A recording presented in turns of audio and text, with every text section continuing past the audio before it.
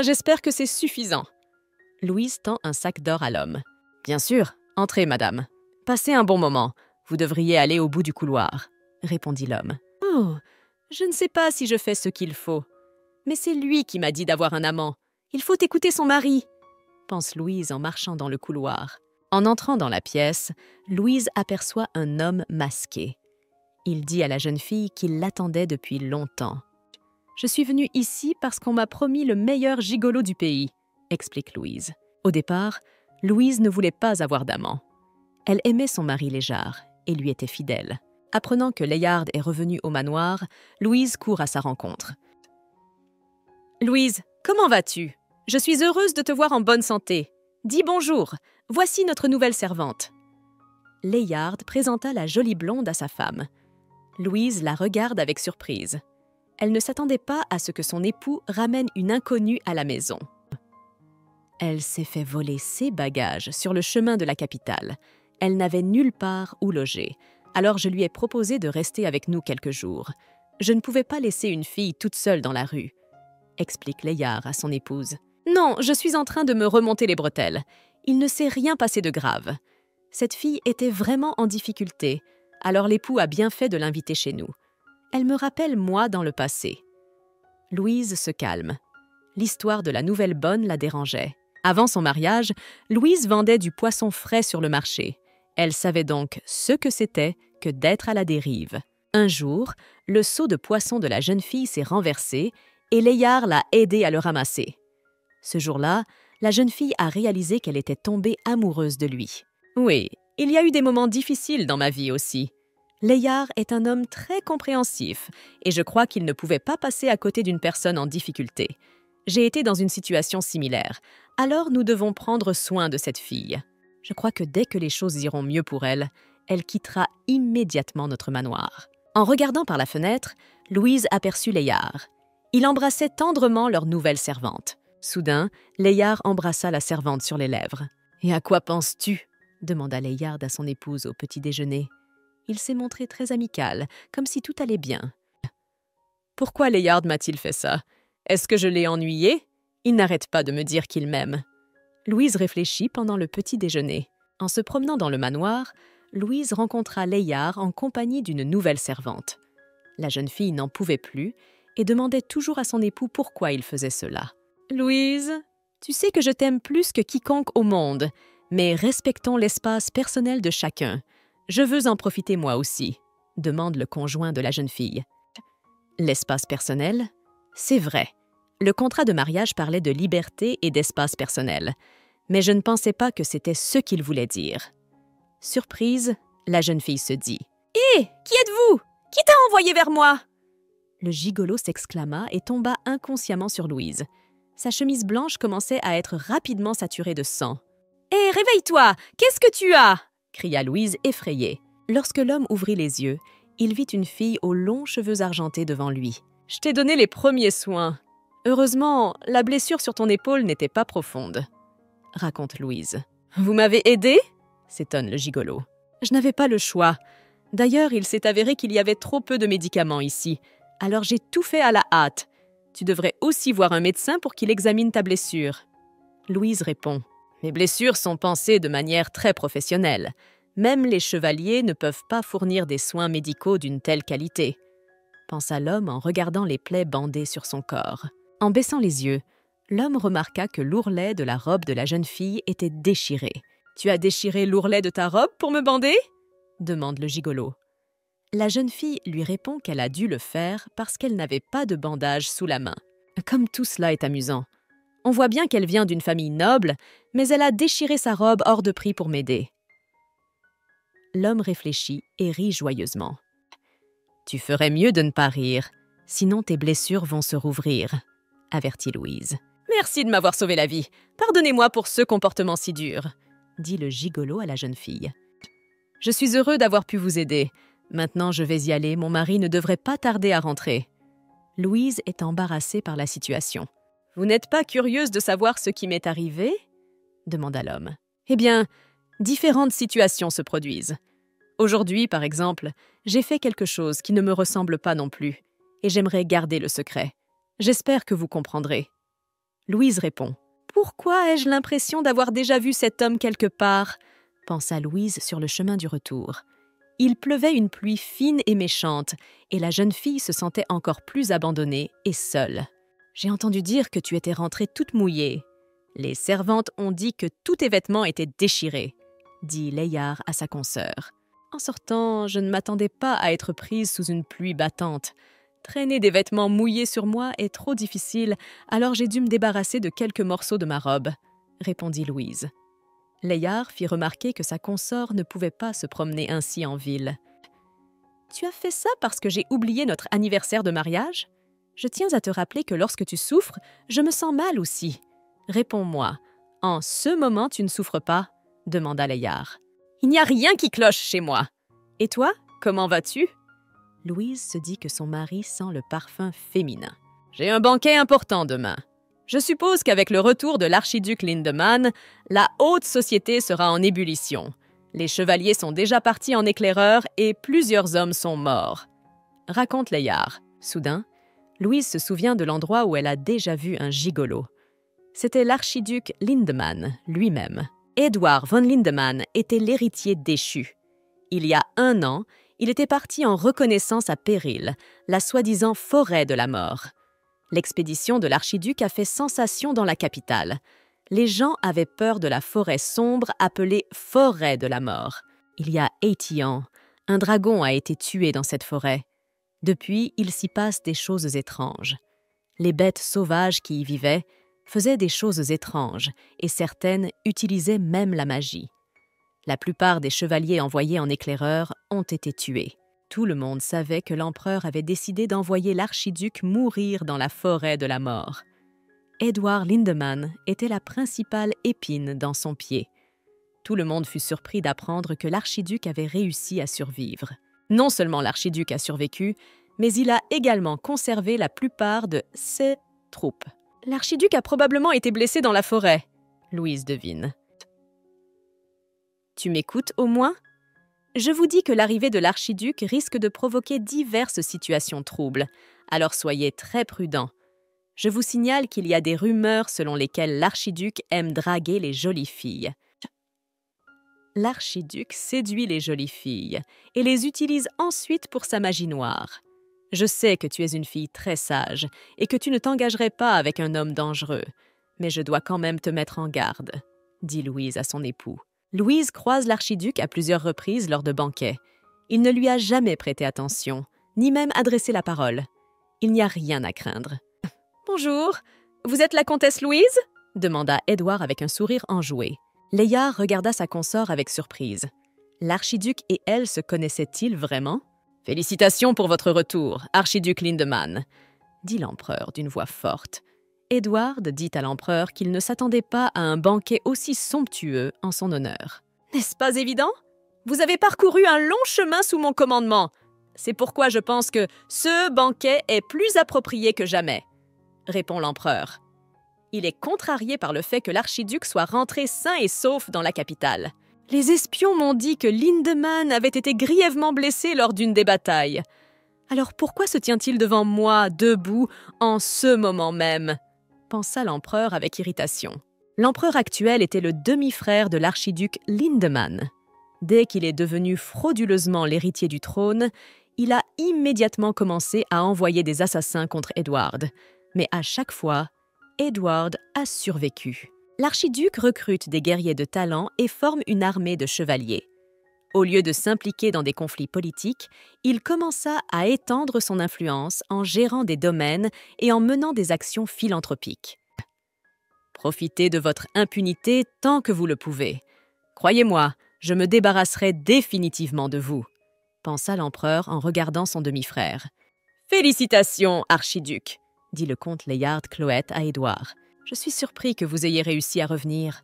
Rares sont ceux qui reviennent vivants et indemnes de la forêt de la mort. Je suis heureux d'assister au banquet donné en votre honneur. J'espère que l'archiduc ne dira rien à mon mari de notre rencontre. J'ai convenu avec lui que nous garderions le secret. Il est peu probable que Léjard prenne l'information que je lui ai obéi et que je suis partie à la recherche d'un amant calmement. Louise réfléchit. Archiduc Lindemann, C'est un honneur de vous rencontrer. Je vous félicite pour votre retour, s'exclama Louise. Il fallait faire comme s'ils ne se connaissaient pas. Layard, te voilà! S'exclame joyeusement la jeune fille rousse qui s'approche. Bonjour, Liliana. Avec un sourire, Layard répondit à la jeune fille. Permettez-moi de vous présenter. Voici Lady Liliana, une nouvelle venue dans les cercles soviétiques. Layard présenta la jeune fille rousse à l'archiduc. Archiduc, voulez-vous raconter à Lady Liliana l'histoire de votre expédition?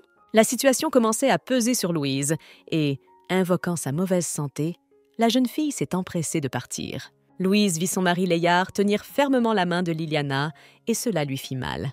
« Cela vous dérange si je raccompagne votre consort sur la terrasse? Si Madame Cloette n'y voit pas d'inconvénient ?» Edward demanda à Layard.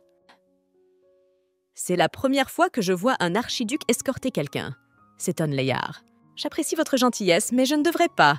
J'ai envie de me promener seule, » répond Louise à l'archiduc. « Je n'arrive pas à croire qu'un tel clochard ait été invité au banquet.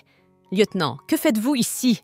s'étonnent les soldats de l'empereur. « Veuillez vous écarter, vous dérangez les gens, » demanda le lieutenant aux soldats. « Y a-t-il vraiment un combat en vue? Je voulais juste rentrer chez moi en paix. Je veux quitter cet endroit le plus vite possible, » se dit Louise avec nostalgie. Soudain, la jeune fille reconnut son ancien camarade Maxion dans le lieutenant. « Louise, comment t'es-tu retrouvée à ce banquet ?» se demande Maxion. Louise lui répondit qu'elle avait épousé un comte et qu'elle vivait dans la capitale depuis plus de 3 ans. « Et pourquoi la comtesse est-elle amie avec ce nigaud ?» s'étonnent les soldats de l'empereur. Tout le monde au palais savait que Louise était née dans une famille pauvre. Elle n'est devenue comtesse qu'après son mariage. La jeune fille a eu de la chance. Elle a épousé le comte Cloette, l'un des serviteurs de l'empereur. « J'ai appris récemment que vous aviez bien progressé dans votre carrière. Vous êtes maintenant membre de l'Ordre des Chevaliers. L'autre jour, vous avez été nommé capitaine adjoint. Ce sont de belles réussites. » Note Louise. « Vous avez dû vous rendre à Péril. Comment ça se passe là-bas » demanda la jeune fille. Ce à quoi Maxion lui répondit que rien n'avait changé chez lui, tout allait aussi bien qu'avant. Puisque vous et moi nous sommes enfin rencontrés et que vous savez qui je suis devenue, vous pouvez me rendre visite au manoir. Je suis sûre que mon mari n'y verra pas d'inconvénient. Louise s'exclame. « Te voilà, Maxion. Je t'ai cherché dans tout le palais, » dit l'archiduc en s'approchant. « Madame, pour éviter tout malentendu, je tiens à vous prévenir tout de suite que je ne vous ai pas suivi et que je ne faisais que chercher Maxion, » dit l'archiduc à Louise. « Si vous bougez si vigoureusement, votre blessure va recommencer à saigner. » D'une voix calme, Louise avertit. « Vous avez prétendu toute la soirée que vous et moi ne nous connaissions pas, mais je vois que tu t'inquiètes visiblement pour moi, » remarque Edward. Louise répète à Maxion qu'elle est heureuse de le voir et s'empresse de s'excuser. « Je vois que vous et la comtesse êtes de bons amis, » dit Édouard à son subordonné Maxion. Le lieutenant lui répond qu'il connaît Louise depuis son enfance. Il ne s'attendait pas à ce qu'elle puisse épouser le comte de Cloette. « Maxion, tu pars en mission demain, n'est-ce pas? J'ai entendu dire que tu allais au manoir Cloette. Tu as dit qu'on n'avait rien vu de suspect chez la comtesse. Dis-moi comment elle est ?» Édouard demanda à son subordonné et fidèle compagnon Maxion. Il m'est assez difficile de parler d'elle en ce moment. En fait, la dernière fois que nous nous sommes vus, c'était il y a une 10aine d'années, répond Maxion. Je me souviens qu'elle était toujours gentille, un peu comme toi. Elle est volontiers ouverte et sympathique. Je trouve sa compagnie très agréable. En tout cas, ne baisse pas la garde, même si tu es très heureux de la rencontrer. La famille Cloette est très fidèle au cercle de l'empereur. Nous ne pouvons pas être sûrs que la comtesse ne commencera pas à agir à notre détriment. Édouard avertit son compagnon. Je devrais faire très attention à ce qui m'entoure. Depuis plusieurs années, l'empereur continue à m'envoyer des assassins. Même lorsque j'étais au péril, il n'a jamais perdu l'espoir de me tuer, se dit Édouard.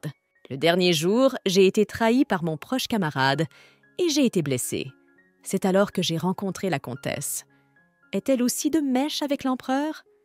Bien que je n'ai rien remarqué de suspect dans les rapports, je ne sais pas si on peut lui faire confiance. La femme du comte ne correspond pas du tout à la haute société. Elle ne ressemble pas à une noble.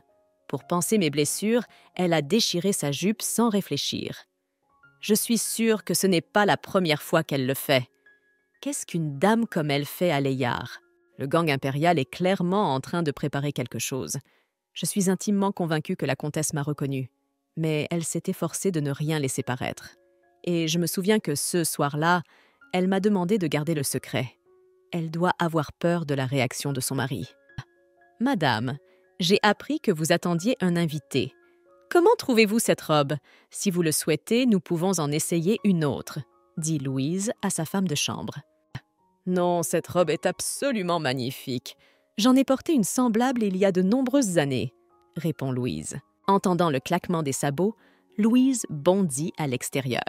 « Louise, je suis heureux que tu m'aies invitée à te rendre visite, » s'exclama Maxion en voyant la jeune fille sur le pas de la porte du manoir. « Je suis très heureux que tu sois venue me voir. Il y a tant de choses que j'aimerais te dire. » Louise fit signe à son compagnon de la suivre dans la maison. « Je ne savais pas ce que tu aimais manger, alors j'ai pensé t'offrir une bonne vieille tarte aux pommes, » dit Louise. Maxion était heureux que la jeune fille ait tenu compte de ses goûts. « J'aimerais souligner que tu as beaucoup grandi depuis notre dernière rencontre. Tu n'es plus un garçon, mais un homme mûr. Mais ton caractère n'a pas changé du tout. Tu es resté le même que lorsque tu étais enfant. Au fait, comment es-tu entré dans l'ordre des chevaliers ?» demande Louise. « Sur le chemin du retour, je suis tombée par hasard sur la propriété de l'archiduc. Heureusement, il m'a accepté dans ses rangs, » répondit Maxion. « Je suis heureux que les choses s'améliorent dans ta vie. Tu as l'air beaucoup plus heureux maintenant, » dit la jeune fille en souriant. « Et toi, comment vas-tu? Vous vous entendez bien avec votre mari ?» demanda Maxion. « Bien sûr, j'ai eu la chance de rencontrer un homme bien. Le comte Layard est un bon mari, » répondit Louise. Parler de son époux était très difficile pour elle ces derniers temps. « Et si nous allions nous promener? Nous avons un très joli jardin, j'ai envie de vous le montrer, » propose Louise. Elle espère ainsi changer de sujet. Si elle continuait à parler de son mari, Maxion pourrait deviner que tout n'allait pas bien dans son mariage. Comme il commençait à pleuvoir abondamment, Louise et Maxion durent s'abriter dans le belvédère. « J'ai l'impression d'être une enfant. Même si mes vêtements sont trempés, je m'amuse encore, » dit Louise en souriant. « Ça fait du bien d'être ici avec vous aussi. Même sous la pluie, c'est un endroit qui a un charme particulier. Au fait, Monsieur Grimm est-il aussi dans la capitale ?» demanda Maxion. « Non, il est mort. Il est décédé il y a 5 ans, » répond Louise. « Ça a dû être dur pour toi, seule, après sa mort, » remarque Maxion. « Quand je me suis enfuie, je pensais m'être enfin échappée de la cage. Mais je me suis retrouvée dans une autre, plus belle.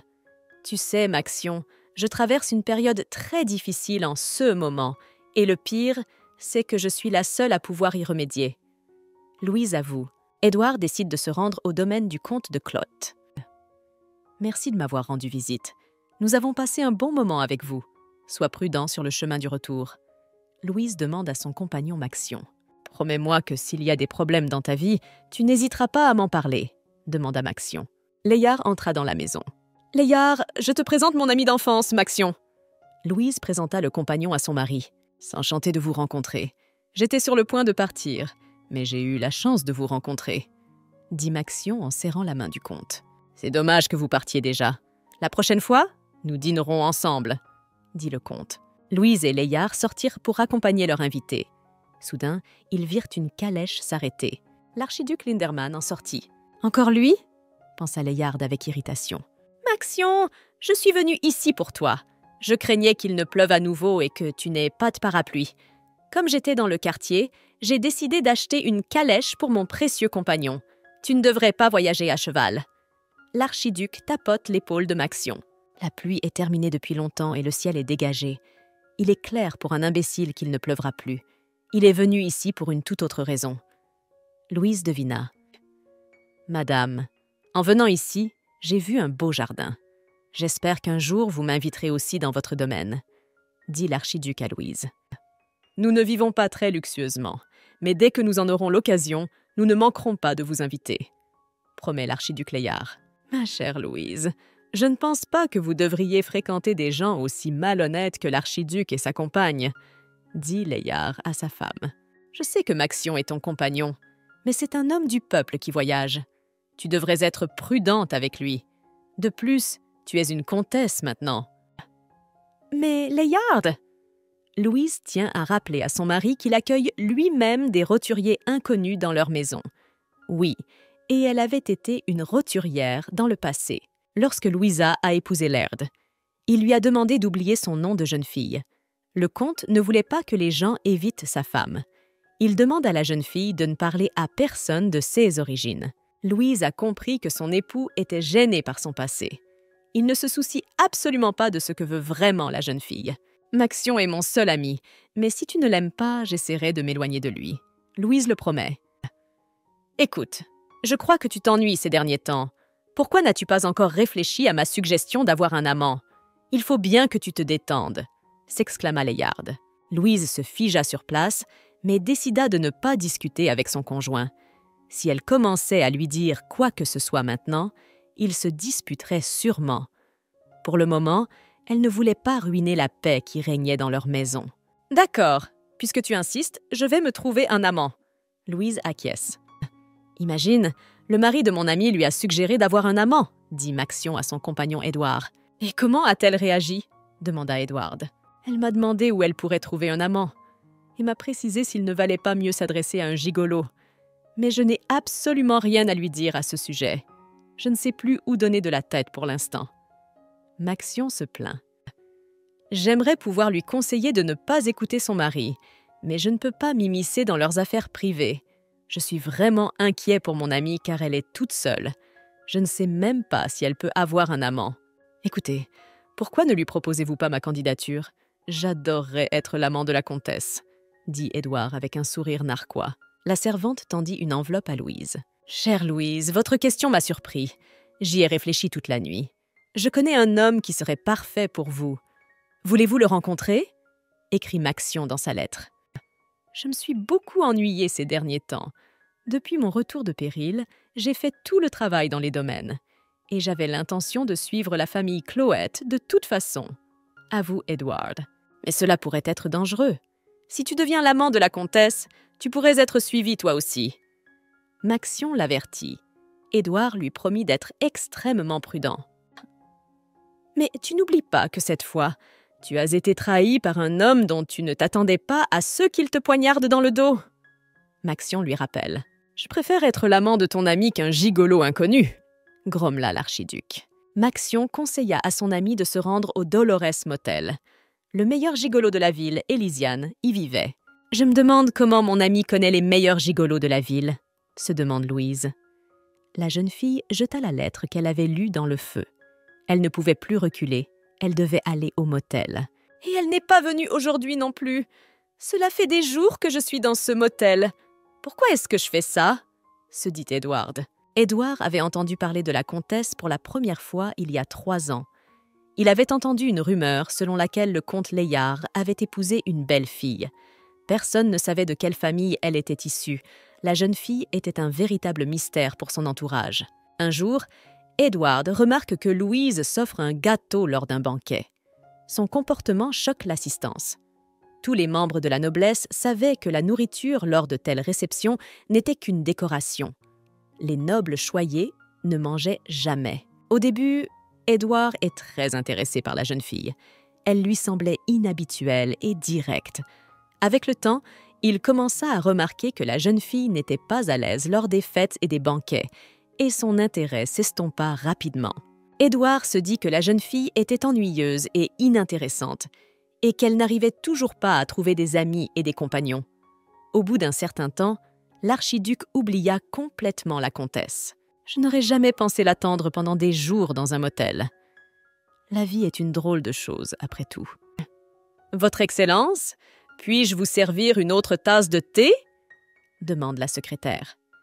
Elle était surprise que l'archiduc ait attendu quelqu'un au motel pendant des jours. Elle craignait que des ragots sur l'archiduc ne circulent à nouveau dans la capitale. L'archiduc n'a jamais été impliqué dans des scandales amoureux, mais il y a toujours eu des rumeurs et des ragots autour de lui. Récemment, le fait qu'il soit revenu vivant et indemne de la forêt de la mort avait mis la société en émoi. Les gens disaient qu'il possédait de la magie noire. Dans la capitale, on disait aussi que l'archiduc avait peur des femmes et qu'il avait d'étranges préférences au lit. Aujourd'hui, il a passé des jours dans un motel avec un masque sur le visage Et si quelqu'un l'apprenait, les rumeurs reprendraient de plus belle. La comtesse entra dans la pièce. La jeune secrétaire sursaute de surprise, elle a reconnu la comtesse. L'archiduc demanda à la secrétaire de se taire. « Comtesse, qu'est-ce qui vous amène? Votre mari a-t-il commencé à vous tromper? Ou bien vos nuits avec lui sont-elles devenues ennuyeuses ?» Édouard s'efforce de donner à sa voix une sonorité rauque et séduisante. « Je veux avoir un amant. » Louise avoue. Elle ne reconnaît pas l'archiduc dans le gigolo. « Et qu'est-ce que cela m'apporterait ?» demande Édouard. La jeune fille lui promet de le payer généreusement pour son travail. « Cela ne suffit pas, je veux quelque chose de plus. » Édouard se penche sur la fille et la regarde dans les yeux. « Je crois que j'ai déjà vu cet homme quelque part. J'ai certainement déjà rencontré ce gigolo. Où est-ce que je confonds les choses ?» s'étonne Louise. « Dis-moi ce que tu veux que je fasse. J'écouterai toutes les propositions que vous me ferez. » dit Louise d'un ton assuré. L'archiduc ôta le masque de son visage et regarda attentivement la jeune fille. « Pardonnez mon impolitesse, je ne savais pas que c'était vous !» s'exclama Louise. Elle jeta un regard plein d'espoir vers la porte d'entrée. Devait-elle s'enfuir d'ici après tout? Maxion l'avait-il vraiment piégée? Tout cela avait-il été planifié à l'avance? Louise voulut partir, mais l'archiduc l'en empêcha. « Ne vous pressez pas de partir, le plaisir va commencer. Tu ne t'amuseras pas autant avant longtemps. Je vous promets que vous ne vous ennuierez pas. Et je suis sûre que je suis le seul à pouvoir vous aider à répondre à votre question. Et pour être honnête, je ne m'attendais pas à ce que la comtesse aime s'ébattre dans les bordels. Je ne suis pas ici pour batifoler. Je suis venue ici pour trouver un amant. » La jeune fille s'exclame. « Comtesse, je serai votre amant. Qu'en pensez-vous » demande l'archiduc. « Votre Excellence, je ne suis pas venue ici pour plaisanter. » Louise est indignée. Édouard s'empresse de lui assurer qu'il parle sérieusement. « D'accord, je suis d'accord. Sois mon amant !» dit Louise en tendant la main à l'archiduc. « Je vous promets que tant que je serai votre amante, je ferai absolument tout pour vous. » Édouard embrassa doucement la main de la jeune fille. « Je n'arrive toujours pas à me calmer. Et pourquoi ai-je fait ça? Maintenant, j'ai un sentiment étrange en moi. » Louise réfléchit avec nostalgie. « Layard lui-même m'a conseillé plusieurs fois de prendre un amant, mais j'ai toujours l'impression de faire le mauvais choix. Je n'arrête pas de penser que je trompe mon mari. » En descendant dans le couloir, Louise aperçoit son époux. « C'est une belle soirée ce soir. As-tu remarqué la clarté de la lune? Voulez-vous vous joindre à moi pour boire un peu de vin ?» En souriant, Layard demande. « Il était une fois, il y a bien longtemps, je suis tombée amoureux de ce sourire. Il m'a même sauvé la vie. Malheureusement, on ne peut pas remonter le temps. Si seulement je le pouvais, je changerais mon destin. » Louise se dit « Je me souviens que Layard m'avait prévenu. Je me souviens que Layard m'avait prévenu que si je me mêlais de sa vie privée, il divorcerait. Je ne l'ai jamais contrarié et j'ai essayé de ne pas m'immiscer dans sa vie. Mais de quoi suis-je censée lui parler maintenant? Je ne peux pas lui dire que j'ai réussi à trouver un amant aujourd'hui. Si je lui parle d'autres hommes, notre relation sera définitivement rompue. Je vais devoir faire comme si de rien n'était. » Excellente idée. J'aimerais bien boire un peu de vin avec vous. Je propose également que nous fassions une promenade dans le domaine avant d'aller nous coucher. La jeune fille sourit gentiment à son conjoint. Le lendemain, Louise apporta le contrat à Édouard, ce qui le surprit. « Pourquoi avons-nous besoin d'un contrat ?» demanda l'archiduc. « Pour être honnête, je ne sais pas pourquoi j'ai besoin d'un amant, et je n'ai aucune idée de ce que je vais faire de lui. Toi et moi, nous devons tout préciser avec soin. Par exemple, nous devons discuter de la manière dont nous nous comporterons devant d'autres personnes. Ce n'est pas comme si nous pouvions faire semblant d'être un couple. Mais les amoureux se mettent d'accord verbalement. Ils ne rédigent pas un contrat avec de nombreuses clauses. » L'archiduc s'indigne. « Je n'aimerais pas qu'on nous appelle des amoureux. Dans mon esprit, les amants sont des gens sans scrupules qui trompent leur partenaire, mais se croient à tort des amants parfaits. Louise avoue. Je vous propose d'être de faux amants. Nous allons faire un contrat, discuter de toutes les clauses et nous y tenir à partir de maintenant. Mais je tiens à vous rappeler que je suis un amant hors du commun. Je suis l'homme le plus célèbre de la capitale. Je suis l'archiduc Édouard von Lindemann. » Édouard fait un clin d'œil narquois à la jeune fille. « Alors pourquoi un homme aussi célèbre a-t-il accepté d'être mon amant ?» demande Louise. Édouard lui répond qu'il aime batifoler. Il trouve la situation extrêmement amusante. Édouard prend le contrat sur la table et l'examine attentivement. Si ce contrat était si important pour Louise, il ne l'aurait pas laissé de côté. Et en plus, il était curieux de savoir ce qui était écrit dans ces documents. « Vous savez, une clause m'a amusée. Tu insistes sur le fait que, si l'un d'entre nous se prend d'affection pour une autre personne, notre relation sera immédiatement interrompue. Est-ce que tu penses au fait que tu pourrais rencontrer ton amour ?» demande Édouard. « Honnêtement, je n'ai jamais voulu avoir d'amant. Je considère que c'est méchant pour mon mari. C'est mon époux qui insiste pour avoir un autre homme dans ma vie. » Louise avoue. Édouard jette un coup d'œil à la jeune fille. Elle était quand même bien forte pour réagir aussi calmement à la suggestion de son conjoint. « Pour être honnête, je veux que mon époux comprenne à quel point je peux être désagréable parfois. Je remarque qu'il est à l'aise avec d'autres filles. Et j'espère que vous m'aiderez à punir mon mari. » Édouard a récemment entendu une rumeur selon laquelle le comte de Cloët aurait pris une nouvelle maîtresse.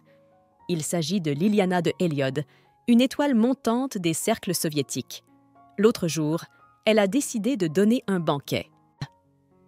Mais à moins que vous n'ayez décidé de vous battre, je suggère que nous commencions par frapper. Nous commencerons modestement. Seulement, je vous préviens d'avance, nous ne devrions pas tomber amoureux l'un de l'autre. Cela ne risque pas de déboucher sur quelque chose de bien, dit Edward à la jeune fille. Non, je ne tomberai jamais amoureux de toi, j'en suis sûre. Tu es peut-être en train de poursuivre tes propres intérêts en ce moment, ou tu penses peut-être que c'est une plaisanterie pour toi, mais pour moi, c'est très sérieux. Louise rassure l'archiduc. Vous avez du mal me comprendre. Je disais justement qu'il ne fallait pas tomber amoureux. Nous devrions seulement parier sur un couple amoureux, dit Edward. D'accord, j'essaierai de faire semblant de t'aimer, promet la jeune fille. Je pense que cela ne ferait pas de mal si toi et moi nous nous entraînions devant le miroir quelquefois. Essayez de vous entraîner au regard amoureux, conseilla l'archiduc. Un peu plus tard, Maxion entra dans le bureau de l'archiduc. Il lui dit que du côté de l'empereur, on a remarqué du mouvement. Le palais impérial se préparait à une compétition d'escrime. On m'a rapporté que l'empereur allait vous inviter à cet événement. Et je pense que c'est un prétexte pour évaluer vos compétences. Mais nous sommes revenus d'une expédition il y a quelques jours, n'est-ce pas? Il ne nous laisse aucune chance de nous reposer. Mais ses intentions sont évidentes. Il veut probablement me forcer à quitter la capitale, ou bien il prévoit de me faire du mal. Edward marmonne. Je tiens à vous avertir que des chevaliers de famille noble affluent de tout l'Empire vers la capitale. On dit que ce concours sera remporté par celui qui parviendra à s'en sortir vivant. Maxion a prévenu. L'empereur a promis que le vainqueur recevrait l'épée de Lancia. La rumeur dit qu'il a l'intention de la remettre en personne. Mon demi-frère doit avoir perdu la tête pour donner des trésors impériaux. Je dois me préparer à cet événement. Je ne peux pas laisser un trésor comme l'épée de Lancia tomber entre de mauvaises mains, dit Edward en souriant sournoisement. Maxion, tu dois me trouver un bon professeur d'escrime. Je connais un homme qui sait manier l'épée. Je ne l'ai pas encore vaincu. Je te le présenterai bientôt. Maxion promit. Quant à Louise, sais-tu si elle a des préférences inhabituelles? Elle m'a dit aujourd'hui qu'elle ne tomberait jamais amoureuse de moi pour rien au monde. N'est-ce pas étrange? Je n'aurais jamais cru qu'il existait une fille au monde prête à me dire non. Edward grommela d'un ton mécontent. Après la visite au domaine de l'archiduc, Louise commence à se sentir mal à l'aise en présence de son mari Layard. La jeune fille avait l'impression qu'il devinait qu'elle fréquentait Edward. « Eh bien voilà, nous sommes enfin arrivés au domaine de la famille Héliode, » dit Layard à son épouse. « Layard, bienvenue. Je suis heureux que vous ayez accepté mon invitation. Pendant que je préparais le banquet, je n'ai cessé de penser à vous. Je suis heureuse de vous voir chez moi. » Liliana s'exclame joyeusement. « Louise, reste ici, et je vais aller saluer les personnes présentes au banquet, » dit Layard et partit avec Liliana. « Oh mon Dieu, j'ai été surprise de voir qu'ils étaient venus ici. Je ne peux pas imaginer comment elle a pu se présenter au banquet de la maîtresse de son mari. Elle n'a aucune dignité. » Les nobles dames chuchotent entre elles. « Et ce n'est que le début. On ne parlera plus que de moi, Empire, à partir de maintenant, » se dit Louise. Votre mari s'est enfui rapidement après tout. Edward s'approcha. L'archiduc tendit un verre de vin à Louise. « J'espère que vous vous êtes bien entraînée devant le miroir. Alors, poursuivons notre plan. Ne vous inquiétez pas, nous allons réussir. L'important est de rester à mes côtés à tout moment. »« D'accord !»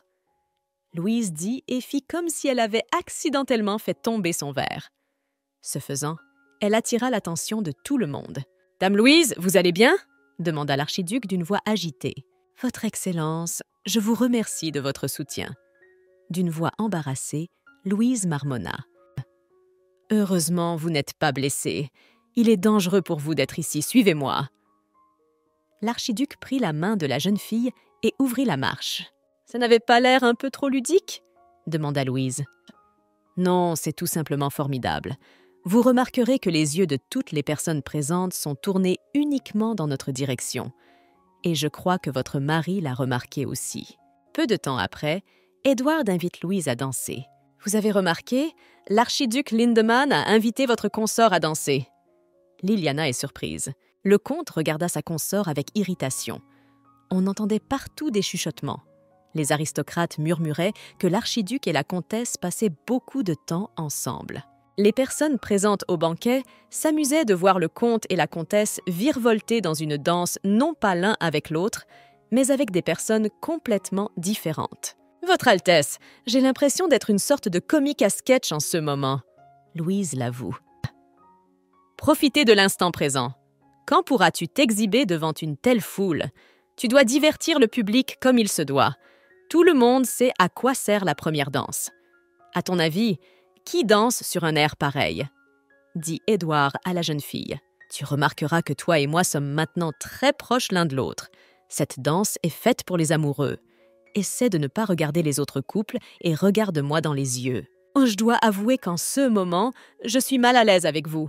Je ne suis pas à l'aise avec le fait de vous regarder dans les yeux pendant de longues périodes, dit Louise en détournant le regard. Voulez-vous que je vous raconte quelque chose d'amusant? Je pense que vous trouverez cela très amusant. J'ai remarqué que le comte réagissait de façon très étrange à nos échanges. Il n'arrête pas de nous regarder. Il est probablement jaloux. C'est ce que vous vouliez, n'est-ce pas? Demanda Édouard. Même si la musique est terminée, je vous suggère de jouer jusqu'à la fin. Leia remarqua que l'archiduc emmenait sa consort quelque part. Le comte prit la main de Liliana et se dépêcha de suivre l'archiduc. En se retournant, Leia aperçut enfin sa consort. Elle se tenait sur le balcon avec l'archiduc. Sur les épaules de la jeune fille se trouvait son manteau. Soudain, l'archiduc prit la jeune fille dans ses bras et l'attira à lui. L'archiduc embrasse Louise sur le front. « Liliana, je ne peux pas continuer comme ça. J'attends avec impatience notre première nuit. » dit le comte en attirant la jeune fille à lui. Le comte embrassa passionnément Liliana sur les lèvres. Layard espérait vraiment que son épouse verrait encore ce baiser. « Cela sent la rose. C'est l'odeur des huiles de qualité. » nota Louise pour elle-même. « Et comment Layard a-t-il réagi à tout cela? Pensez-vous qu'il va changer d'attitude à mon égard ?» demande Louise à l'archiduc. « À en juger par sa réaction, c'est un succès. » Édouard décida de ne pas dire à la jeune fille qu'il avait vu son mari en embrasser une autre. « Je me demande si Louise voudrait voir ce que fait son mari en ce moment. Je veux dire qu'il fait exprès d'agir comme ça devant sa femme. Pourquoi fait-il cela? Et pourquoi Louise est-elle si dévouée à une telle crapule ?» se dit Édouard. « Maintenant, il faut que je m'éloigne un peu. Je dois baiser ta main avant de partir. » Édouard avertit la jeune fille. L'archiduc arracha le gant de la main de Louise avec ses dents. « Hé, qu'est-ce qu'il fait encore ?» pensa la jeune fille avec crainte. L'archiduc prit la main de Louise et embrassa son poignet. « Non, je ne devrais pas réagir ainsi. Que se passe-t-il en ce moment? Pourquoi mon cœur s'est-il mis à battre si vite ?» se demande Louise. Le comte voit l'archiduc embrasser la main de sa consort. « Liliana, allons dans vos appartements. Nous ne pouvons pas rester ici. » Layard passa son bras autour des épaules de Liliana et l'entraîna dans la maison. « Ça y est, il est parti !» déclara Edward. « Si cela se reproduit, je ne pourrai pas le supporter. Louise l'avoue. Ce n'est pas grave. Il n'y a pas une fille dans toute la haute société qui me soit indifférente. Je sais ce que je fais. » Edward s'exclame avec suffisance. Louise sait que l'archiduc dit la vérité. Lorsqu'il était héritier du trône, toutes les filles de l'Empire s'étaient entichées de lui. Chacune rêvait de devenir son épouse, mais l'archiduc repoussait sans cesse les fiançailles. Aujourd'hui, Édouard n'est plus l'héritier du trône, mais les jeunes filles rêvent toujours de l'épouser. Ce n'est pas étonnant, car il est non seulement riche, mais aussi beau. Dans tout l'Empire, il n'y avait pas d'homme plus beau que lui. « Louise, à partir d'aujourd'hui, vous pouvez m'appeler par mon prénom. Après tout, aujourd'hui, nous avons officialisé notre relation, » dit Édouard à la jeune fille. Ce soir-là, Louise rentra chez elle dans le carrosse d'Édouard. Layard ne rentra pas du tout chez lui. Quelques jours plus tard, le comte apparut sur le seuil de sa maison. Il embrassa sa femme et se plaignit d'être très fatigué. Layard fit soigneusement comme si de rien n'était. Depuis plusieurs jours, les journaux étaient remplis d'informations selon lesquelles l'archiduc Lindemann avait commencé à fréquenter la comtesse Cloët. « Édouard, as-tu vu, cela fait 10 jours de suite que les journaux parlent de ta liaison avec la comtesse ?» dit Maxion en entrant dans la chambre de son compagnon. « Peut-être ai-je changé en mal ? J'ai été extrêmement poli et courtois avec la comtesse, mais elle ne semble pas m'apprécier du tout. » grommela l'archiduc en s'asseyant sur une chaise. « Ne vous inquiétez pas, je ne suis pas venu vous voir les mains vides. J'ai apporté une lettre de Louise, » dit Maxion en tendant l'enveloppe à son compagnon. « Comme prévu, » marmonna Édouard et demanda à Maxion un stylo. L'archiduc décida d'écrire une réponse. « Maxion, c'était une excellente idée finalement. Mais tu n'as pas idée de la gêne que j'ai eue quand le gigolo a enlevé son masque et que j'ai compris que c'était l'archiduc. Louise se plaint. Je sais que je n'ai pas été très juste avec toi. J'aurais dû te prévenir, mais je ne savais pas comment tu réagirais à ce que j'ai dit. Je suis désolée, j'ai mal agi. » Maxion marmonna avec culpabilité. « D'accord, excuse acceptée, mais à partir de maintenant, sois honnête avec moi, » demande Louise. « Je sais que tu t'inquiètes pour moi. Tu penses probablement que je vais tout gâcher. Et je sais que chercher un gigolo n'était pas la meilleure idée. Si les choses étaient restées en l'état, je serais venue directement te demander conseil. Je pense que le fait d'être dans cette société m'a rendue plus ennuyeuse. Louise, tu ne devrais pas dire du mal de toi. Tu es une fille très forte. » Maxion décida de remonter le moral de son amie. Il voyait bien qu'elle était contrariée par quelque chose. Probablement préoccupée par la situation de son mari. Moi aussi, je me suis déjà considérée comme quelqu'un de fort, mais j'étais jeune et naïf à l'époque. À l'époque, je n'avais rien à craindre. Puis je suis venue ici et j'ai réalisé que je n'étais capable de rien dans ce monde. Dans cette société, je suis faible. Louise avoue. « Louise, tu ne veux pas apprendre l'escrime à une personne ?» demande Maxion à la jeune fille. « Ne parle pas si fort. Personne ici ne sait que je sais faire de l'escrime. C'est un secret. Même mon mari ne le sait pas. Il croit pieusement que je ne suis qu'une fille ordinaire de la campagne. » Louise regarde autour d'elle avec crainte. Elle espère vraiment que personne n'a entendu leur conversation. « Maman m'a aussi conseillé de ne parler à personne de mon talent. Je suis tout à fait d'accord avec elle. Ce serait bien que personne ne l'apprenne. Mais si jamais tu changes d'avis et que tu veux à nouveau pratiquer l'escrime, viens me voir. Pour l'instant, je vis dans l'annexe du domaine de l'archiduc. Il y a un terrain d'entraînement à côté de ma maison. Personne ne nous dérangera. » Maxion rassure la jeune fille. « Est-ce que je peux aller te voir tout de suite ?» demanda Louise. Elle était heureuse d'apprendre qu'elle pourrait à nouveau tenir une épée dans ses mains. « Louise, je suis désolée, nous devrons aller à cheval. J'espère que tu es à l'aise, » dit Maxion à la jeune fille. « Tu n'as pas à t'inquiéter. Je suis tout à fait à l'aise, et c'est peut-être mieux que nous voyagions à cheval et non en calèche. Peut-être que mon mari apprendra que j'ai un autre amant que l'archiduc, » répondit Louise. Maxion conduisit Louise vers le terrain d'entraînement. « Là-bas, tu peux prendre toutes les épées que tu veux. » Maxion désigna un stand d'épées. Les épées étaient en bois et étaient des épées d'entraînement. Louise saisit l'épée et la balança en l'air. La dernière fois qu'elle avait tenu une épée dans ses mains, c'était il y a 4 ans. « Maxion, tu ne t'es pas contentée de parler d'escrime, n'est-ce pas? Tu as bien réfléchi et tu as fait exprès de m'attirer ici. Tu savais que le fait de prendre une épée pourrait me faire changer d'avis sur le fait de devenir mentor. » Louise devine. « Non, je voulais juste retrouver le sourire sur ton visage. Je sais que tu aimais beaucoup l'escrime. Et oui, tu as raison, je veux que tu aides quelqu'un. » Maxion avoue. « Tu veux que j'apprenne l'escrime à Édouard ?» demanda Louise. Maxion constata avec surprise que la jeune fille avait commencé à appeler l'archiduc par son prénom. « Ne t'inquiète pas, personne ne saura que tu es le tuteur de l'archiduc, promit Maxion. Edward ne peut-il pas apprendre l'épée puisqu'il a besoin d'un professeur? Je me souviens que la première fois que je l'ai rencontré, il avait une profonde coupure à l'épaule. Si je n'avais pas pansé la plaie, il serait mort de la perte de sang. Est-ce qu'Edward pourrait être menacé par quelqu'un? Pensa Louise. D'accord, je vais apprendre à l'archiduc à manier l'épée, mais j'ai des conditions. Il doit aussi m'aider à faire quelque chose, s'exclame la jeune fille. J'ai fait venir un professeur d'épée au manoir. Votre futur mentor a dit que vous auriez votre première leçon sur le terrain d'entraînement vers le coucher du soleil.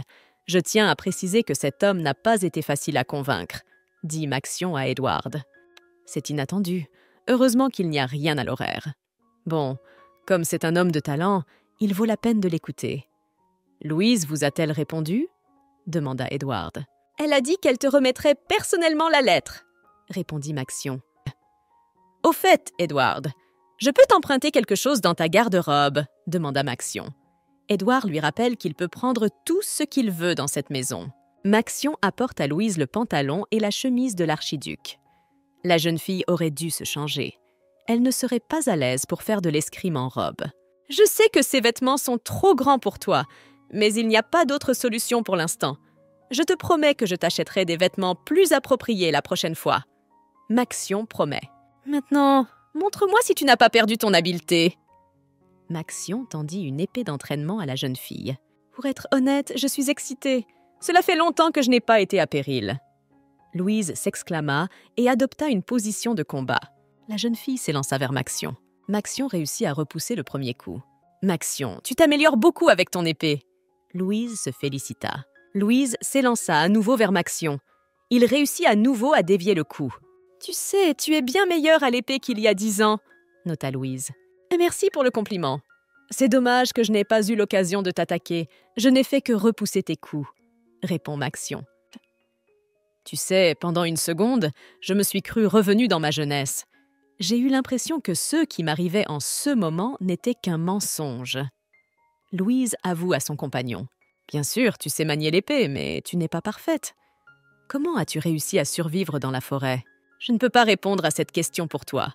Ce qui est sûr, c'est que la forêt est devenue étrange.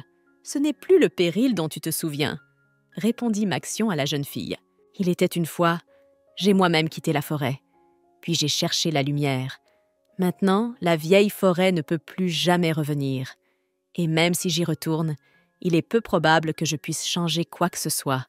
Je ne peux qu'espérer qu'il ne se passera rien de mal, » se dit Louise.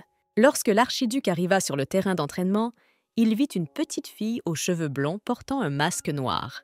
« Tu sembles déçue que je sois une fille, » dit Louise d'une voix légèrement modifiée. « Non, qu'est-ce qui te fait penser ça ?» répond Edward. Il avait confiance en son compagnon Maxion. S'il disait qu'il était un bon professeur, alors on pouvait lui faire confiance. « Alors, qu'est-ce que je suis censée faire maintenant? Continuer à faire semblant de ne pas la reconnaître ?» se dit l'archiduc en regardant la jeune fille. Il réalisa aussitôt que la comtesse était devant lui. « Vous avez un sacré port de bonnet, » remarque Louise. « Très bien, voyons ce que vous pouvez faire. Nous devons déterminer ce pourquoi tu n'es pas très doué. Essaie de m'attaquer maintenant. » Edward regarda sa compagne d'un air morose. Il n'avait jamais pensé qu'il aurait un jour l'occasion de se battre contre une fille. Maxion leva un doigt, indiquant que tout allait bien. « Il faut faire ce que la fille ordonne. Pourquoi restes-tu immobile? Allez, attaquez-moi, » demanda Louise. « En ce moment, vous tenez même mal votre épée. Pourquoi m'ignorer ?» La jeune fille posa son épée sur la gorge de l'archiduc. « Si tu t'inquiètes pour moi, ne le fais pas. Je suis sûre que j'esquiverai tous tes coups. » L'archiduc attaqua Louise avec une certaine hésitation. La jeune fille n'a aucun mal à repousser ses coups. « Vite, attaque-moi encore. Essaie de toucher mon épée une seule fois, et alors j'enlèverai le masque de mon visage. » ordonna Louise. J'avais peur de blesser Louise, alors j'ai cédé. Mais puisqu'elle insiste, je vais agir différemment. Il faut en finir au plus vite. Si notre entraînement dure trop longtemps, la fille va se fatiguer, se dit Edward. Edward avait beau attaquer Louise, elle parvenait toujours à l'esquiver. Parfois, il avait l'impression de rater sa cible volontairement. Le crépuscule commençait à tomber sur le terrain d'entraînement. L'archiduc se rendit compte qu'il était très fatigué. « Puisque vous ne pouvez plus vous battre, nous pouvons nous disperser. » Louise soupira lourdement. Votre Excellence, quand allez-vous vous ressaisir? Louise retira le masque de son visage. Et je ne savais pas que la comtesse était si douée pour l'escrime. Et j'aimerais que vous continuiez à être mon professeur, dit Edward à la jeune fille. Tu n'es même pas surprise de me voir devant toi? Demanda la jeune fille d'une voix offensée. Vous pensiez vraiment que je ne vous reconnaîtrais pas? Je suis désolée de ne pas avoir pris notre entraînement au sérieux au début.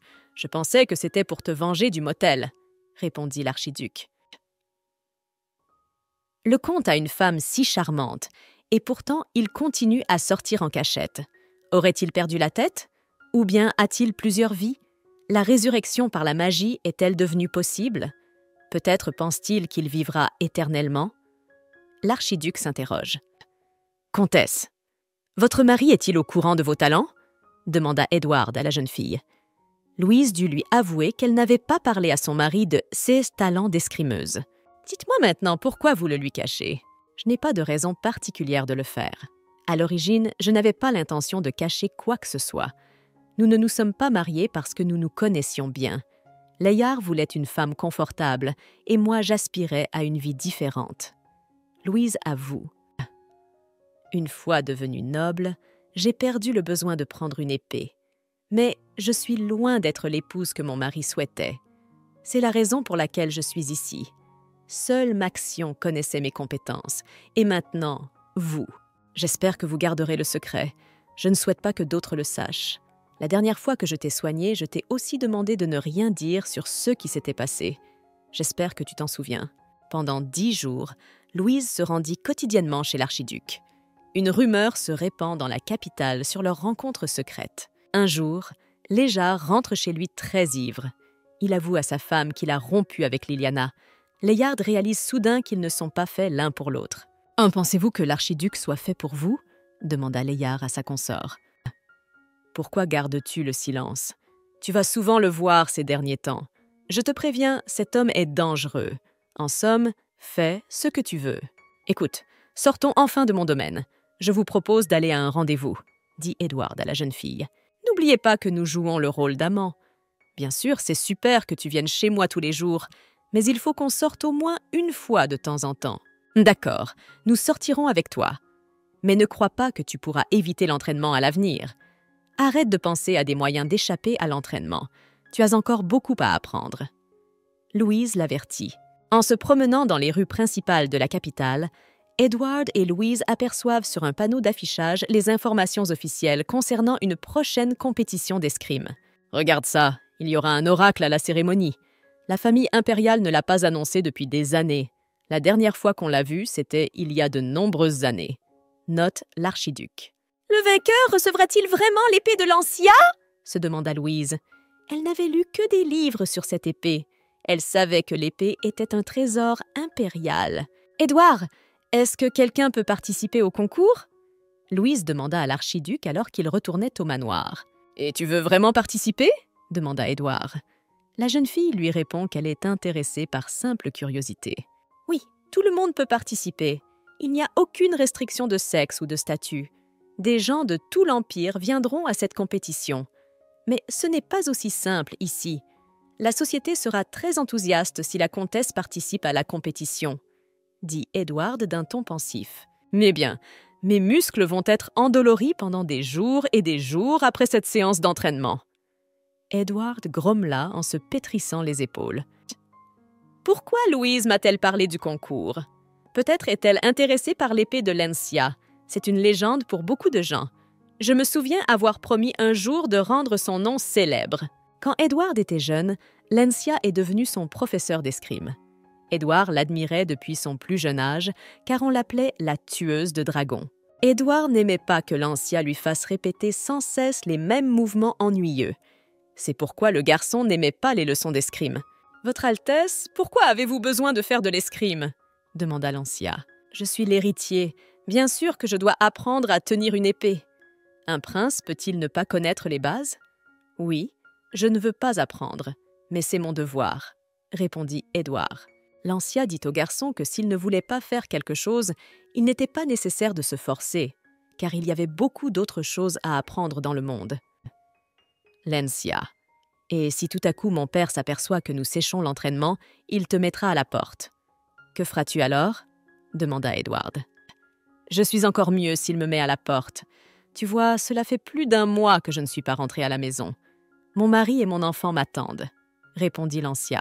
Si tu rencontres ma fille, assure-toi de prendre soin d'elle, mais ne la dérange pas si cela la dérange. Ma fille me ressemble beaucoup.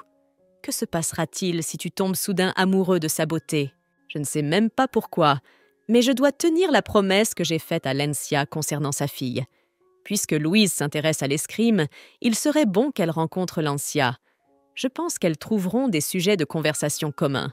Louise essaie de sourire, demanda l'archiduc à la jeune fille. Votre grâce, l'archiduc Linderman, Lady Cloette, vous êtes si célèbre ces derniers temps. Désormais, nous ne voulons plus seulement voir vos dos, nous voulons voir vos visages heureux. Les nobles dames s'exclament joyeusement. Excusez-nous, nous devons partir. Édouard, souriant, dit aux filles. J'ai l'impression d'avoir accueilli une centaine de personnes ce soir. J'en ai le tournis. Et puis, j'ai reçu des dizaines d'invitations ces derniers temps, se plaint Louise. La jeune fille propose à l'archiduc d'aller se promener dans le jardin. Dans le jardin, il rencontre plusieurs couples d'amoureux. Il s'agit d'un lieu propice aux rencontres amoureuses. Je me demande si mon époux est déjà allé dans de tels endroits. Se promène-t-il souvent dans des endroits où se déroulent des rencontres amoureuses? Aujourd'hui, il est venu au bal avec sa nouvelle maîtresse et il ne m'a pas regardé une seule fois. Louise se dit avec tristesse. Je m'attends toujours à ce qu'il montre quelques signes de jalousie, mais il semble préoccupé par sa nouvelle maîtresse. Quelle idiote je suis de m'attendre à ce qu'il réagisse de quelque manière que ce soit. Archiduc, Louise, c'est un plaisir de vous rencontrer ici. Louise, je ne vous ai pas salué aujourd'hui car je n'étais pas d'humeur. Maintenant, nous nous sommes salués comme il se doit, dit Layard en s'approchant. Il est tenu sous le bras par sa nouvelle maîtresse. Oh, maîtresse Cloette, j'allais venir chez Layard cette semaine à son invitation. Peut-être pourrions-nous dîner ensemble? Je suis sûre que vous et moi nous verrons assez souvent à l'avenir. La nouvelle maîtresse de Layard s'exclame. Pourquoi la femme qui est devenue la maîtresse de mon mari agit-elle ainsi? Veut-elle vraiment me provoquer? Se pourrait-il qu'il ne fasse que sonder le terrain? Je ne veux plus être mêlée à tout cela, se dit Louise. Son cœur hurlait de douleur. C'est une excellente idée. Dînons tous ensemble. Edward l'encouragea. Toi et moi, nous aurons un double rendez-vous. La nouvelle maîtresse de Layard se réjouit. Oui, c'est une excellente idée. Je propose que nous dînions ensemble dès ce dimanche. Et oui, Edward sera désormais un invité fréquent dans notre maison, s'exclame Louise. Bien, dînons tous ensemble dans notre propriété. Louise, je te verrai ce week-end, car je ne suis pas sûre de rentrer à la maison de sitôt, dit Louise à son conjoint. Louise, c'était une bonne contre-attaque. Je ne m'attendais pas à cela de ta part. Tu t'es bien débrouillée. Félicite la jeune fille Edward. Merci pour ton aide. Je suis toujours inquiet. Pour être honnête, j'ai peur à l'idée que la maîtresse de mon mari vienne chez nous pour passer la nuit avec lui. J'aurais du mal à supporter une telle atmosphère. La jeune fille avoue. Votre vie est un mélodrame. Mais si tu veux, on peut faire pareil. Nous passerons aussi la nuit ensemble, suggéra Edward. J'ai d'abord été très surpris lorsque j'ai appris que vous sortiez ensemble. L'archiduc n'a jamais eu un seul scandale avec des filles, et je n'imaginais pas que je tomberais si profondément amoureuse du comte. Vous pouvez sans doute comprendre mes sentiments. La maîtresse de Layard bavarde à perdre haleine. Je tiens à souligner que vous êtes parfaitement assortis l'un à l'autre. Et ne soyez pas surpris par mes paroles, car on peut toujours s'en rendre compte de l'extérieur. Archiduc, vous vous êtes déjà intéressé à notre jardin, mais il pleut beaucoup aujourd'hui et la promenade sera pénible, dit Edward au comte. Ce n'est pas grave, je le visiterai lors de ma prochaine visite. Vous m'inviterez à nouveau, n'est-ce pas, comte? Demande Edward. Et d'ailleurs, pourquoi aurais-je besoin d'un jardin quand j'ai une si belle femme comme Louise assise à côté de moi? Ah, Edward, vous ne vous rendez pas compte de ce que vous manquez. Les roses écarlates ont récemment fleuri dans le jardin. Elles me rappellent la couleur de tes yeux. Chaque fois que je m'occupe de ces roses, je pense à toi. Louise décide de jouer le jeu de l'archiduc. Puisque ces roses te font penser à moi, nomme leur variété. J'en planterai quelques-unes dans mon jardin.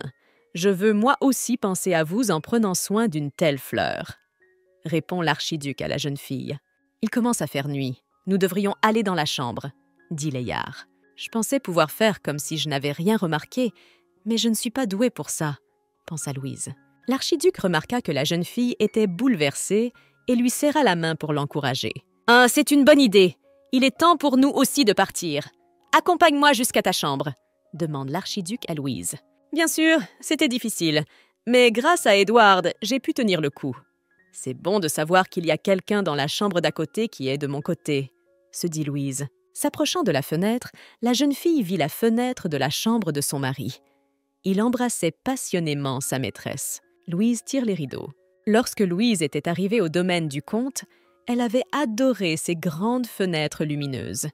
Elles étaient différentes de ce qu'elles étaient dans sa propre maison.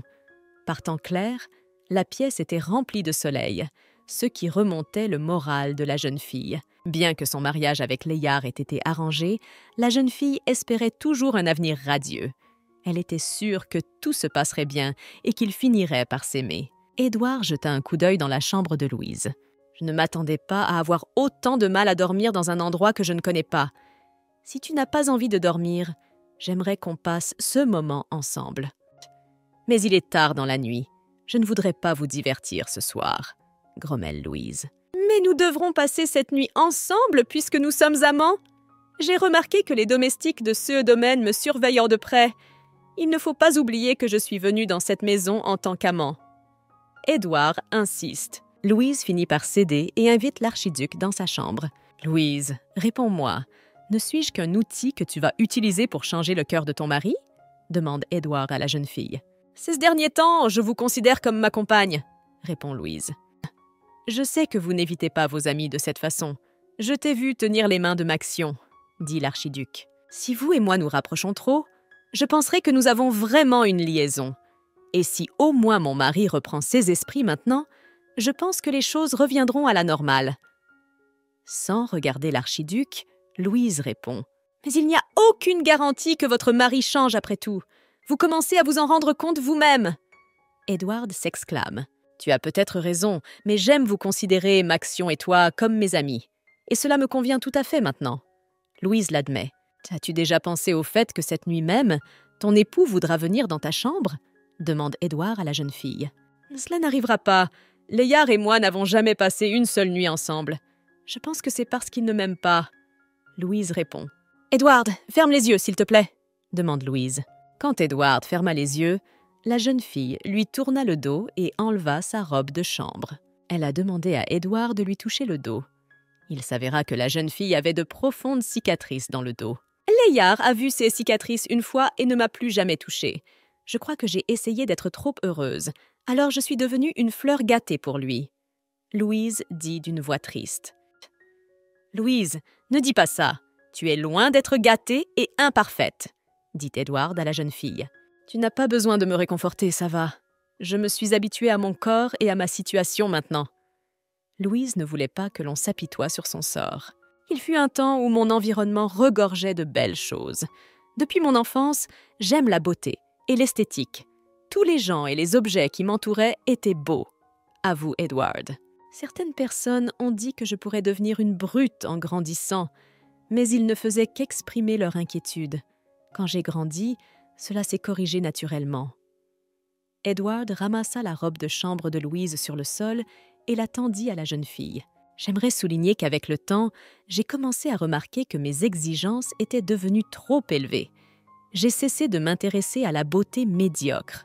Après être devenue adulte, la seule beauté à laquelle j'ai pensé, c'est toi. Mais il y a beaucoup de belles choses dans le monde. Tu as dû regarder sans faire attention. Si tu regardes clairement mes blessures, tu me trouveras dégoûtante. Tu ne voudras pas me toucher. » Avec de la tristesse dans la voix, Louise dit. « Je suis sûre que je ne pourrai pas te toucher seulement quand tu me l'interdiras, » dit Edward à la jeune fille. « En plus de ta beauté extérieure, tu as aussi une beauté intérieure. J'admire votre habileté à manier l'épée. Je connais beaucoup de chevaliers qui ne pourraient pas te vaincre. Et je ne dis pas cela pour te réconforter, je le pense sincèrement. Je vous remercie pour vos paroles aimables. Je pense qu'il est temps pour vous de retourner dans votre chambre. Les domestiques doivent penser que nous avons eu le temps de nous occuper de vous. dit Louise à Édouard.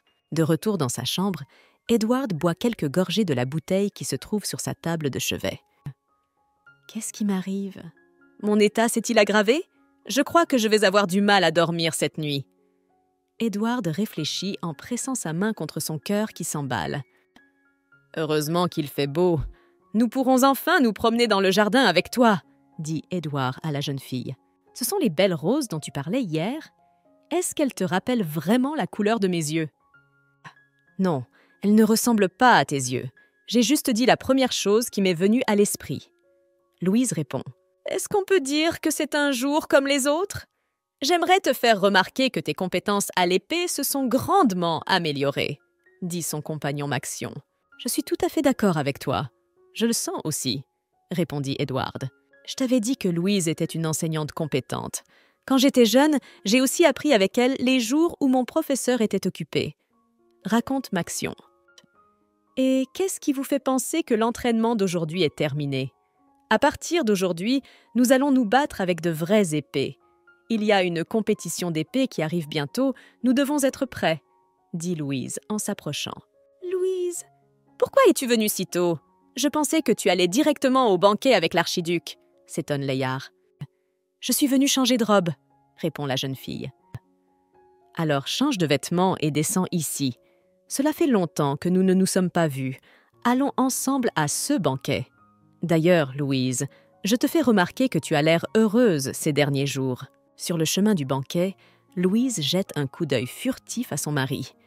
Édouard lui avait dit il y a quelques heures que la maîtresse de son mari serait demandée en mariage aujourd'hui.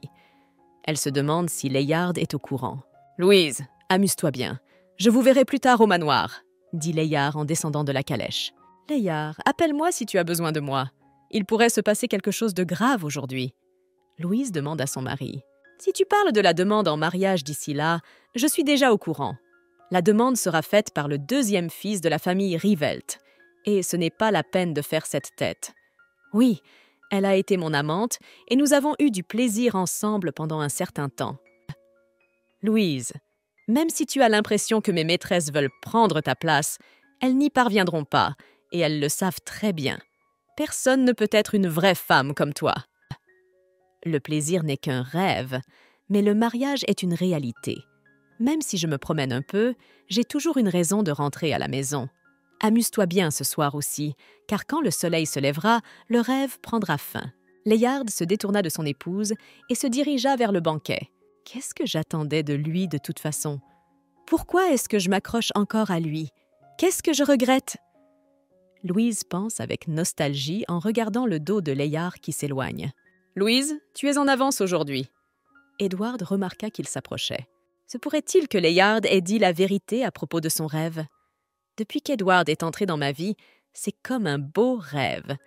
J'ai repris l'épée que j'avais abandonnée il y a des années, se dit Louise. Chaque jour est devenu plein, comme si j'avais été compensée pour les jours que j'ai passés seule. Édouard est un homme qui préfère apparaître dans un rêve que dans la réalité. Et si ce n'était qu'un rêve éphémère? « Louise, quelque chose ne va pas? Pourquoi me regardes-tu si attentivement ?» demande Édouard en se penchant sur la jeune fille. « Non, rien. » La jeune fille marmonne d'un air embarrassé. « Eh bien, rentrons à l'intérieur. Nous prendrons place jusqu'à l'arrivée des invités, » suggéra Édouard. « Sortez! Ne t'approche pas de moi! C'est fini entre nous! Je vois quelqu'un d'autre !» Une Isilla irritée surgit de l'angle du manoir. Elle était suivie par un jeune homme inquiet. « Tu n'as pas besoin de me dire quoi que ce soit. Je t'ai entendu dire toi-même que tu ne me voyais pas comme une femme. Regardez, ce sont les principaux participants à la demande en mariage de ce soir. L'atmosphère n'est pas du tout appropriée pour appeler quelqu'un à se marier. Il est clair qu'ils ont quelque chose à se reprocher, » remarqua Édouard. « Pourquoi es-tu venu me voir maintenant? Je n'ai pas le temps de discuter avec vous. » Isilla s'exclama. « Je veux m'expliquer avec toi. Ce n'était qu'une bagarre normale entre camarades de classe de l'académie. Si j'avais parlé de toi, il est évident qu'ils auraient entamé de mauvaises conversations, » expliqua Isilla à son fiancé. « C'est pour cela que j'ai parlé en mal du mariage. Je ne voulais pas vraiment te critiquer. Si tu veux, je ne verrai plus ces gens. »« Tal, sais-tu pourquoi Layard est si apprécié des femmes ?» demanda Isilla. « Au moins, il est courtois et dit toujours ce qu'une femme a envie d'entendre sur le moment. Tout ce que je vous demande, c'est une courtoisie élémentaire.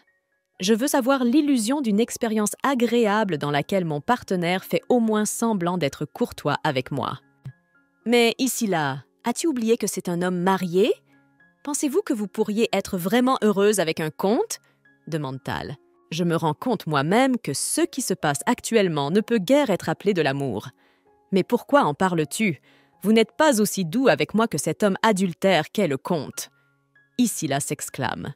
Tu n'as même pas pu dire à tes amis de l'académie que tu avais un amant. Soudain, Tal s'agenouille devant Ici là et lui propose de l'épouser. Je te jure que je ne te ferai plus jamais de mal comme ça. Es-tu sincère maintenant? Tu sais ce que je suis. Je ne suis qu'une femme immorale. Si nous nous marions, les gens en parleront pendant un moment. Que diront tes camarades de l'académie? Sans regarder son fiancé, Ici là demande. Rien de tout cela ne m'importe. Être avec toi est plus important que de rester avec d'autres. Thalès assura la jeune fille. Eh bien, voilà la fin heureuse. Je suis content qu'ils aient pu se mettre d'accord après tout, marmonna Edward. Louise s'assit par terre sous l'arbre. Elle se sentait malheureuse. Ici là a raison. Layard est courtois et dit toujours ce que la femme veut entendre sur le moment. Edward, suis-je vraiment si stupide? J'ai l'impression d'avoir été frappée à la tête avec une chaussure. Même Ici là comprend tout, mais pas moi. Même quand j'ai su la vérité sur mon épouse, je l'ai ignorée. Je croyais qu'au moment où je reconnaîtrais que l'amour de Layard pour moi s'était estompé, je serais très blessée. Pendant tout ce temps, j'ai été très sotte. Je suis toujours sa femme. Je pensais que si je lui obéissais et lui faisais confiance, tout irait bien dans ma vie. J'ai toujours pensé que si je ne remarquais pas sa tromperie, il finirait par s'en rendre compte. Pour parler franchement, j'ai continué à me faire du mal. Mon mariage est un échec total. Mais vous n'êtes pas Dieu. Vous ne pouvez pas toujours faire les bons choix. Tout le monde apprend en faisant des erreurs stupides. Tes choix t'ont juste conduit à la souffrance. Je veux t'assurer qu'absolument tout le monde dans le monde fait des erreurs. Edward commence à rassurer la jeune fille. Edward, je doute que tu aies jamais fait une erreur aussi stupide que la mienne. Louise sourit enfin. Louise, je te propose de rester dans ma propriété cette nuit, dit Edward à l'improviste. Attends, c'est trop soudain pour moi. Toi et moi étions d'accord pour avoir une relation plus amicale que romantique, marmonne Louise. Qu'est-ce que tu racontes? Tu te trompes. Je me suis entraînée le soir ces derniers temps, mais je ne fais pas beaucoup de progrès. Je voulais te demander de t'entraîner avec moi, dit Edward à la jeune fille. Ah, c'est bien de cela qu'il s'agit maintenant. Alors je suis d'accord, dit Louise avec un sourire gêné. Tu as vraiment réfléchi à 2 fois avant que je ne te propose une soirée romantique? Tu es plus actif que je ne le pensais. Edward fait remarquer. N'importe qui aurait pu se tromper. Ce n'est pas la peine de se moquer de moi. Votre offre était ambiguë. Et oui, je l'admets, je suis bizarre, s'exclame Louise en se levant d'un bond. Je vais continuer à t'entraîner car la compétition d'épée n'est plus qu'à quelques jours. Tu as besoin de cet entraînement. Maintenant, allons à la salle de banquet. La fête a probablement déjà commencé. Il fait nuit, bien sûr, mais je ne peux pas refuser que tu t'entraînes avec de vraies épées. On dirait que tu t'entraînes depuis longtemps pour accepter cela, dit Louise en adoptant une position de combat. J'espère que tu ne tueras pas ton apprenti, nota Edward. Juste au sias où tu devrais te tendre. Bien sûr, je peux guérir des blessures ordinaires, mais je ne peux pas rattacher des membres coupés. Edward, laissons tomber les bavardages inutiles. Attaque-moi, demanda la jeune fille. Edward remarqua que lorsque Louise prit l'épée, elle s'arrêta complètement différente. Elle semblait avoir retrouvé son courage et sa confiance en elle. Louise n'utilisait jamais de trucs ou d'astuces inutiles lors d'un combat. Là où la catégorie de poids n'a pas d'importance, Louise utilise la vitesse. Elle attaquait sans crainte et repoussait les coups avec assurance. Je me demande quand elle est tombée dans mon cœur. Peut-être quand je l'ai vue pour la première fois, ou quand elle a pansé mes blessures, ou peut-être est-elle tombée dans mon cœur après que j'ai appris ses talents d'épéiste, se dit Edward. Je t'observe depuis quelques minutes. J'ai remarqué que tu n'arrives pas à te concentrer sur le combat, dit Louise, ce qui ramena Edward à la raison. Et maintenant, tu m'observes aussi? Edward réussit enfin à s'élancer vers la fille. Edward donna un coup de pied dans les jambes de la fille et la fit tomber au sol. « Ça y est, j'ai gagné !» chuchote Edward. « Cela ne se reproduira plus. » Louise le rassure en se levant. « Tu as l'air vraiment bouleversé. Tu avais l'habitude d'être plus bavard. Qu'est-ce qui t'arrive ?» demande Edward. « D'accord, laissons tomber. On a tous les deux l'air d'avoir du mal à se concentrer aujourd'hui. Alors si on continuait demain ?» suggéra Edward, ce que Louise accepta avec joie. Si le médicament est inefficace, il serait peut-être bon d'en augmenter la dose. J'ai remarqué que tu avais du mal à dormir ces derniers temps. Tu as commencé à marcher la nuit. Depuis quelques jours, tu fais du sport jusqu'au petit matin. D'une voix agitée, Benjamin dit « Je comprends parfaitement que tu le fasses pour égaler l'empereur. Mais pour atteindre ton but, tu ne devrais pas ruiner ta santé. Je ne suis pas un petit enfant. Je sais donc ce qu'il faut faire par moi-même. » Edward objecta. « Depuis ton retour de péril, ton état s'est encore détérioré. Je ne peux pas rester les bras croisés à te voir te surmener. » Benjamin insiste. « Je ne suis pas malade, je dors mal, c'est tout. Si quelqu'un entend parler de mon état, il pensera que je suis atteint d'une maladie mortelle. Et puis, tes incessantes sollicitations me font perdre complètement l'envie de dormir. » dit Edward d'un ton frustré. Benjamin ne s'inquiétait pas pour Edward pour rien.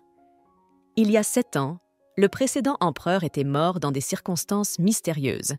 L'archiduc Edward Linderman lui-même était régulièrement assassiné. Benjamin était peiné de voir Edward souffrir. Il voyait bien que l'empereur était récemment devenu trop généreux envers l'archiduc. Benjamin craint que cette situation ne se reproduise. « Je sais ce qui te préoccupe, mais je peux m'en occuper moi-même. Tu n'as pas besoin de t'inquiéter autant. Je suis presque prêt à me défendre, » assure Benjamin Edward. Tard dans la soirée, Edward frappe à la porte de la chambre de Louise. « J'ai décidé ce soir de t'apporter personnellement de l'eau, » dit Edward en entrant dans la chambre de la jeune fille. « Au fait, j'aimerais t'offrir une barre chocolatée. Je suis sûre qu'elle te plaira. Ne t'inquiète pas, je ne t'ennuierai pas. Si tu veux être seule, je m'en vais. » « Non, ça ne me dérange pas que tu me parles. Et pour être honnête, quand je suis seule et que c'est si calme, j'ai des pensées désagréables. Il s'est passé trop de choses aujourd'hui. Je n'arrive pas à dormir. » Louise avoue. « D'accord, je resterai avec toi jusqu'à ce que tu t'endormes, » promet Edward. « J'ai remarqué que cette pièce a déjà été utilisée par quelqu'un. Elle n'a pas l'air d'avoir été quittée depuis longtemps, » dit Louise en jetant un coup d'œil à la pièce. « Lorsque je suis arrivée dans ce manoir, j'ai vécu dans cette pièce pendant un certain temps. À ce moment-là, j'avais besoin d'un endroit pour me cacher. Je ne savais pas alors qu'en vous côtoyant, cet endroit deviendrait magnifique. » Raconte, Edward. En y réfléchissant, il y a beaucoup de choses que je ne connais pas sur toi, Louise. Parle-moi de toi. Qu'est-ce que tu aimes vraiment? Edward a posé des questions à la jeune fille jusqu'à ce qu'elle s'endorme. Il semblait vouloir tout savoir sur elle. Lorsque Louise se réveilla le matin, elle remarqua qu'Edward dormait sur le sol. « Edward, qu'est-ce que tu aimes? Je viens de me rendre compte qu'hier soir, je n'ai parlé que de moi. Je ne t'ai posé aucune question. Il y a encore beaucoup de choses que je ne sais pas sur toi. » La jeune fille replaça délicatement les cheveux d'Edward derrière son oreille. « J'aime bien le toucher. » Louise s'étonne. Soudain, Edward ouvrit les yeux et attira la jeune fille sur le sol. « Qui t'a envoyé à moi ?» grogna Edward. La jeune fille remarqua que son regard n'était pas focalisé. Il ne s'était probablement pas encore réveillé. « Edward, calme-toi, c'est moi !» s'exclama Louise. Avec un lourd soupir, Edward se laissa inconsciemment tomber sur Louise.